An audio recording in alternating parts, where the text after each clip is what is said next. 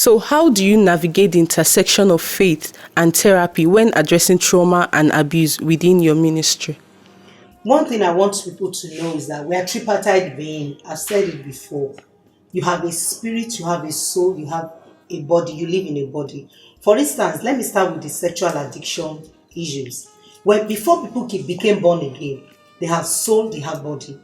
In their soul is the seat of knowledge, is still the seat of trauma, which made them an addict, depending on the inlet of the addiction. All is seated in the soul. Now, when people get born again, their spirit life is ignited. They were going into prostitute house before, they became born again, but they never saw anything wrong in it. They would lie, they would never say anything wrong in it. They would keep malice for months. They don't bother. They get angry carelessly and they don't even feel it. But the moment they are born again, something tells them, you're wrong. This is not right. That is the conscience. Their conscience, I'm saying it in a layman's understanding, that their conscience comes alive. But it's the Spirit of God in them that comes alive. So they begin to understand faith in God, knowing that what does the Word of God says, what does the Bible says. And because they have read so much of the scriptures, the convicting power of the Word of God keeps them to start working on their struggles. Galatians 5 talked about the works of the flesh. Now, that is faith in God. Now, if you are not born again, your soul is intact. Your conscience is there. And that's why people asked me, how would they judge people that have not really had the message of being born again before they died? They are going to be judged by their conscience. Paul said it in the epistles. Now, when you are now born again and you are still struggling with your addiction, with anger, with homosexuality, with lesbianism, your spirit bears witness with you that you're a child of God, but you are battling, you are like Paul said, I find another law working in my members. Who will deliver me? He was crying for help. Save me, help me, I'm struggling. That's what Paul was yelling and shouting about.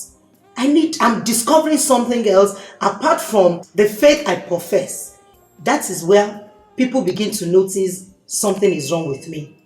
Now, for a natural person who has a soul, lives in a body, will not be bothered about their addiction, their struggle, because their conscience tells them is wrong, but they don't have power over the struggle. Now, I'm going to break it into two. For a believer who is born again, who is struggling with sexual addiction, who visits prostitutes, who find himself going to strip clubs, who find himself in an act of sexuality that is shameful, before he knew it, he's going to start a circle of shame and guilt. Shame is, I've done something wrong. Guilt is, something is wrong with me. They will be sober for some time, they will come back again and start struggling. Now, their faith in God begins to get choked up because the devil is an accuser of the brethren. So they come with a lot of guilt. They come with a lot of shame. They don't want people to know. I was telling someone this morning, I said, sexual addiction is the worst kind of addiction because it thrives a lot in secrecy. If you're addicted to drugs, maybe you smoke, you drink, you are under nicotine, somebody will smell it, or alcohol. But when it comes to sexual struggle, it's a secret battle. Masturbation, pornography is a secret struggle. You do it in the bathroom and all of that. Now, when you start going through that circle, it chokes up your faith. You start backsliding, that people will say. You don't want to come to church again. Some will still come to church and still mask it and all. With that, you start seeking help. You know that you have prayed, you have fasted, you've gone to the mountain, but nothing is happening. You start asking God for how do I go about it. Therapy is the solution. Therapy is deliverance in a way, but it's a deliverance of the soul. Now, don't get me wrong. Sometimes some people do deliverance and they are free because they are spiritual addicts. They are spiritually addicted. The moment they give their life to Christ, they lay hands on them, they cast out the demons, boom, they are good to go, and they don't smell it again. But some that theirs is psychological, they sit in that seat of consistent struggle. That is where they need help, and those are the people in faith. Now, coming to people that are not in faith, their conscience tells them. I have a lot of Muslim clients, people that are very strong in their belief. Every religion has a standard. For instance, when I talk about virginity for a lady, in Muslim religion, they believe their young girls should marry as a virgin. That's why they covered them up, they covert them. Recently, the lady that was wearing hijab and everything just aborted, and she almost died. And you with staunch Muslim, she has prayed 5 times, her forehead is marked black. Now, the issue is she has a problem. She's struggling with addiction.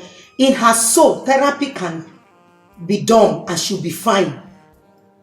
Now, one thing I've discovered is when I do therapy for non-faith-based people, I still encourage them to go deep in their religion and meditate on the tenet of their faith.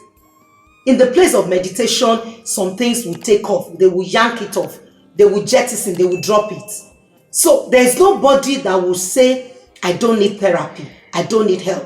When it comes to religion, if you are a Muslim, you are an atheist, you don't believe in God, but you believe there is a supernatural being, but your conscience tells you this thing you are involved in, your husband is molesting you, you are seriously experiencing domestic violence, you are traumatized, you are shouting at your children, you are not settled, you are depressed, you don't want to go anywhere, you don't want to move, you are stuck.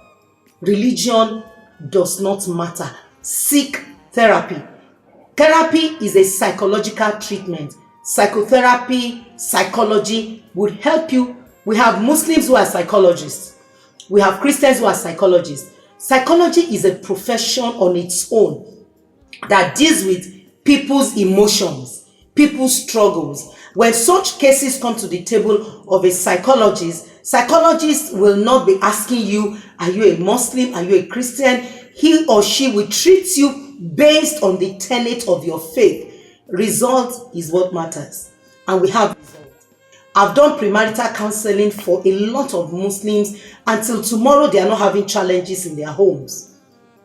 Premarital counseling deals with the foundation of where you're coming from, how you're going to jettison. Some will say, I want to do premarital counseling, and I'll say, you are not doing premarital counseling. You have baggages. Deal with these baggages, or else the baggages of your addiction will travel with you to your new life in marriage. And they do therapy and they are good to go. They are happily married with children, and I've been privileged to have a lot of them that would not even call me that they have any hiccups in their relationship. And they are not even Christians. God gave us brains so that God can rest. God has given us everything that pertains to life and godliness. You need to just take advantage of it and enjoy the bliss of life. Life can be bliss. Thank you for asking me this question.